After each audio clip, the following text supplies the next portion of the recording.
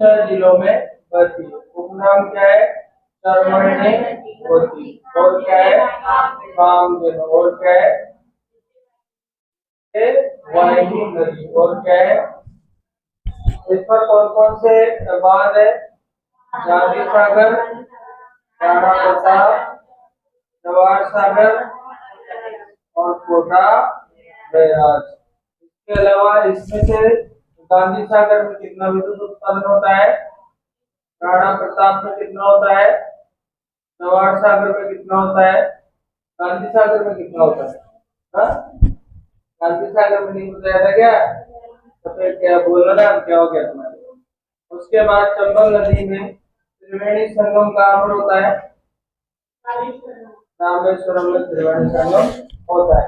Rajasthan 115 megawatt. ठीक है, रामेश्वरम में त्रिवेणी संगम होता है। राजस्थान की एकमात्र नदी जल अभ्यारण्य है। नदी जल अभ्यारण्य कहाँ पर है? वो चंबल नदी पर है। चंबल नदी जल अभ्यारण्य है।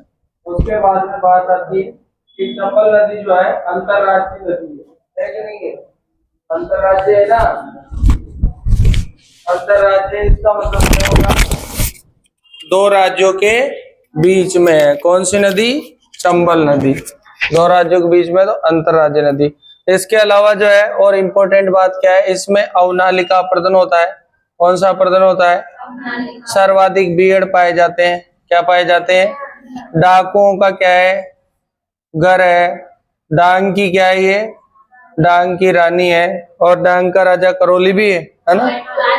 देखो, सवाई माधोपुर करौली कुछ भी आ जाए, जो आ जाए, जो आ जाए, दोनों आ जाए तो धौलपुर लगाना डांग में। अगला चलो, उसके बाद में देखो पेपरों में ऐसा होता है काफी बार, एक पेपर में उत्तर क्या मानता है, दूसरे में क्या मानता है, ऐसा है तो दोनों ही माने गए हैं आज तक। और ऐसे अभी हम एक कालीबंगा वाला क्वेश्चन देख रहे थे, उसमें 4 पेपर हुए, चारों में अलग अलग उत्तर माना, तो ये सब भी हो जाता है। अगली नदी अपन ने कौन सी पढ़ी थी? बनास। बनास कहाँ से, कितनी लंबाई है? बनास नदी की 512। कितनी है? 512। कहाँ से निकलती है? खमनोर के पहाड़ी से। खमनोर की पहाड़ी से तो निकलती है, लेकिन अभी एक पेपर में एक बाबा का मंदिर है, तो वहां से, वहां से इसका उद्गम माना गया था। उपनाम क्या बोलते हैं इसको? वर्णासा। वर्णासा के बाद वन की आशा। और यहाँ पर जो है कुल मिलाकर के बांध कौन सा है बताओ? बीसलपुर है एक तो। बीसलपुर के अलावा कौन सा है? ईसरदा बांध है। ईसरदा के अलावा एक जो है, एक डूंगरी बांध बनाया जाएगा। डूंगरी। कौन सा बांध? डूंगरी बांध। सवाई माधोपुर में ये डूंगरी बांध बनाया जाएगा, और ये ईआरसीपी का हिस्सा है। ये कौन सी? ये दूसरा लेके आ दो। ईआरसीपी का हिस्सा है। ईस्ट रीजन जो है राम जल सेतु लिंक परियोजना, उसका नाम कर दिया, उसका हिस्सा है ये डूंगरी बांध। ये पेपर में आएगा भैया, डूंगरी बांध काफी इंपॉर्टेंट। इसके अलावा बनास नदी सबसे लंबी नदी है राजस्थान में। सबसे लंबी नदी कौन सी है? बनास नदी है। पूर्णतः राजस्थान में प्रवाहित होती है ये। और इसके अलावा जो है बनास नदी 7 जिलों में बहती है। कितने जिलों में? 7 जिलों में बहती है। इस पर 3 मुख्य त्रिवेणी है। 3 त्रिवेणी तुम्हें पता है कहाँ कहाँ है? बीगोद में है, और कहाँ है? राजमहल में है, और कहाँ है?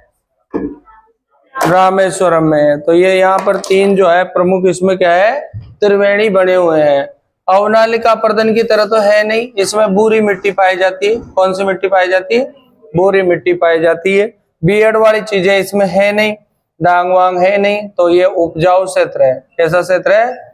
उपजाऊ। बनास नदी में मक्का की आदि की फसलें अच्छी होती है, मूंगफली है वो भी अच्छी होती है, तो यहाँ पर बुरी। उसके अलावा आते हैं अपन कौन सी नदी पर? माई नदी पर। लंबाई कितनी है? 576 है। कहाँ से निकलती है? मेयंद झील से। कहाँ से निकलती है? मेयंद झील से। क्या बोलते हैं इसको? माई को आदिवासियों की गंगा, राजस्थान की जायरे कहते हैं, काटल की गंगा भी कहते हैं। उसके बाद जो है इस पर कौन सा बांध है? एक तो बजाज सागर। कौन सा? माई बजाज सागर बांध है। एक कौन सा है? कागदी है। एक और कौन सा है? कडाना बांध है। कौन सा बांध राजस्थान में नहीं है? कौन सा राजस्थान में नहीं है? कडाना नहीं है। सोम कादगर तो परियोजना है। सोम कमला अम्बा तो परियोजना है, वो परियोजना है, बांध नहीं है, यानी कि सिंचाई परियोजना है वो।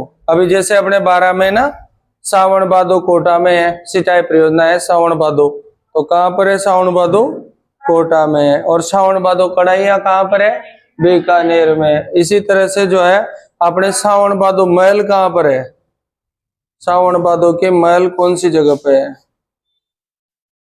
क्यों याद कैसे नहीं आया तुम्हें कि सावन भादो के महल कहाँ है, बताओ, मोटा दे दो बेटा।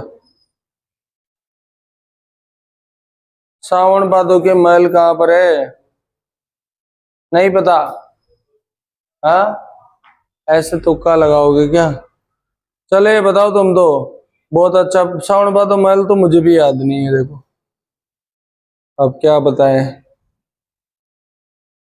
जो चीज याद ही नहीं है अब उसको कैसे बताएं। अब तुम बताओ,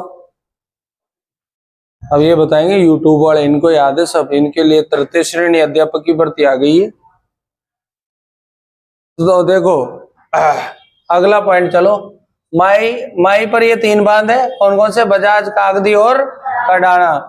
उसके बाद में चलो माई नदी की विशेषता है, यू आकार में उल्टी बहती है, कर्करेखा को क्या करती है, 2 बार पार करती है। उसके अलावा इस क्षेत्र में कौन सी मिट्टी पाई जाती है, लाल, कौन सी मिट्टी पाई जाती है, लाल मिट्टी पाई जाती है। और यहाँ पर जो है वेणेश्वर का क्या है, वेणेश्वर का प्रसिद्ध तीर्थ है, संगम है, वेणेश्वर धाम है, जो आदिवासियों का क्या लगता है, कुंभ लगता है, जिसको बीलों का क्या बोलते हैं, कुंभ बोलते हैं। स्थापना संत माऊजी ने करी थी, किसने करी थी, संत माऊजी ने लसोड़ी आंदोलन चलाया था। कौन सा आंदोलन चलाया था, लसोड़ी आंदोलन चलाया था।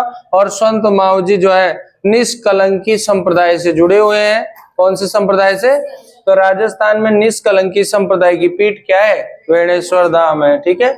इसके बाद में आती है माई के बाद में कौन सी नदी, लूनी नदी, कौन सी नदी, लूनी नदी। लंबाई कितनी है, 395। उसके अलावा लूनी नदी जो है कहाँ से निकलती है, नाग पहाड़ी से, कौन सी पहाड़ी से, नाग पहाड़ी कहाँ पर है, अजमेर में है। इसको क्या कहते हैं, लवण्यवती कहते हैं, कौन सी वती कहते हैं, लवण्यवती कहते हैं। इस पर बांध कौन सा है, एक तो पिछियाक बांध है, उसके अलावा एक जो है जसवंत सागर बांध है, और कौन सा है, इस पर जो एक परियोजना चलाई गई है वो कौन सी है, सुजलम परियोजना चलाई गई है। और सुजलाम सुफलाम परियोजना कहाँ चलाई गई है, तो सुजलाम सुफलाम आए तो माई नदी लगाना, सुजलाम सुफलाम, ये जो है सुजलाम सुफलाम कहाँ पर है, माई नदी पर, क्यों, साफ सफाई के लिए है ये, ठीक है। इसी तरह से जो है यहाँ पर सुजलम में क्या है, इंडो डच प्रणाली के माध्यम से अपना जो है खारा जल को क्या किया जाता है, मीठा किया जाता है, ऐसा यहाँ पर किया गया। इस बार लूनी नदी में जोजड़ी नदी एक ही नदी है जो ऊपर से मिलती है, कौन सी नदी है, जोजड़ी नदी है। तो बताओ जोजड़ी नदी पर कौन सा शहर बसा हुआ है, नहीं एक नाम लिखा है था जैसे शुरू होता है, जोधपुर तो है ही नहीं ना, तुम तो पढ़ के नहीं आते हो, डायरेक्ट आते हो, मुझे भी याद नहीं। अगला देखो, यहाँ पर लूनी नदी हो गया, जोजड़ी हो गई। इसके बाद देखो इसमें बाकी नदियां दाएं से मिलती है, कब बाएं से मिलती है, ये एकमात्र बाएं से मिलती है, कौन सी, जोजड़ी। बाकी कहाँ से मिलती है, दाएं से मिलती है। लीलड़ी, मिट्टी, सुकड़ी, जवाई, सागी, बांडी, कारी वारी सब कहाँ से मिलती है, बाएं से मिलती है, बाएं से। ये दाएं से मिलती है, ठीक है।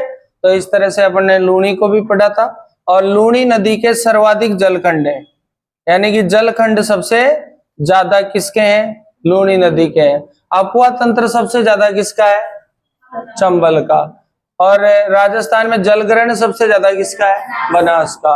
और जलखंड सबसे ज्यादा किसके हैं, लूनी के। तो ये तीनों क्वेश्चन अलग अलग है, यानी कि अफवाह का पूछेगा तो सबसे ज्यादा अफवाह तो किसका आ जाएगा, और यहाँ पर जलग्रहण किसका आ जाएगा, और यहाँ पर जो है जल जोन क्या बोलते हैं उनको, अपन उनको बोलते हैं नदी बेसिन बोल सकते हैं। नदी बेसिन किसके हैं सबसे ज्यादा, नदी बेसिन, क्योंकि अपन जानते हैं कि राजस्थान में कुल मिलाकर के 15 नदी बेसिन है, कितने, 15 नदी बेसिन है। कुल मिलाकर कितने नदी बेसिन है? 15। और उसके अलावा जो है राजस्थान में 58 उप बेसिन है। ये भी प्रश्न पूछा जा सकता है, ये नोट कर लेना आप लोग कि कितने उप बेसिन है। तो 58 उप बेसिन है और 15 जो है नदी बेसिन है राजस्थान में। तो अगर हम बात करें राजस्थान में नदी बेसिन के तो कितने हैं? 15, और उप बेसिन की बात करें तो 58। 2 क्वेश्चन और आते हैं यहां से। एक, राजस्थान में सतही जल का प्रतिशत क्या है? सतही जल 1.16। और भूजल का प्रतिशत क्या है? भूजल का प्रतिशत क्या है बताओ? सतही जल का तो क्या है? 1.16 है, और भूजल यानी भूमिगत जल है तो 1.70 बोल सकते हैं, या फिर 1.69% अपन बोल सकते हैं। दोनों में सतही जल कौन सा जल है? जो नदियों का जल है, जो झीलों का जल है, उसी को क्या बोलते हैं? सतही जल बोलते हैं। स्तर वाटर जो है वो ये सतही जल है, और भूजल जो है ग्राउंड वाटर। कौन सा वाटर है? Ground water. इसको अपन ग्राउंड वाटर बोलेंगे, इसको अपन सतही जल बोलेंगे। तो ग्राउंड वाटर जो है 1.6, यहाँ पर 16 है, यहाँ पर 69 है, पॉइंट में चेंज है। कभी कभी पेपर में ये आया है तो 1.70 करके आया है, ठीक है, ऐसे भी आ जाता है। ये दोनों प्रश्न पेपर में आते हैं। दोनों क्या, ये चारों ही पॉइंट बहुत मोस्ट है, तो ये भी आपको याद रख रहे हैं, इसको नोट करके फ्री करो। तो ये हो गया अपना ग्राउंड वाटर। और कौन सा एक जल विभाजक वाला पॉइंट आता है, आपको सबको पता ही होगा। जल विभाजक रेखा कहां से गुजरती है?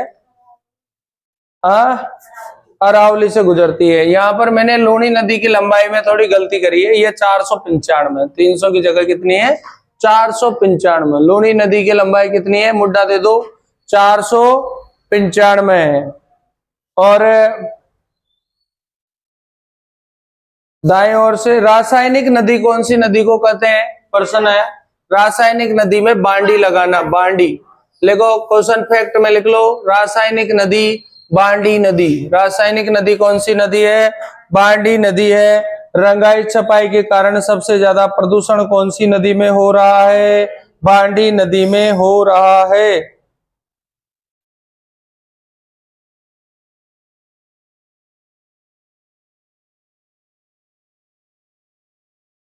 कौन सी में हो रहा है भाई? अंतसलीला किस नदी को कहते हैं? फटाफट बताओ। अंतसलीला कौन सी नदी को कहा जाता है? फटाफट आंसर बताओ। अंतसलीला, और नोट भी करते जाओ फैक्ट में, यहाँ कोई कथा नहीं चल रही है। अंतसलीला कौन सी नदी को कहते हैं? अंतसलीला। अरे कितनी बार बताया यार, कल भी तो 5 बार बताया। अंतसलीला लूनी नदी को नहीं कहते हैं क्या? कालिदास जी ने कहा था। अंतसलीला कौन सी नदी को कहते हैं? लूनी नदी को कहते हैं। रेल नेड़ा कहाँ है? पॉइंट नोट करो फटाफट।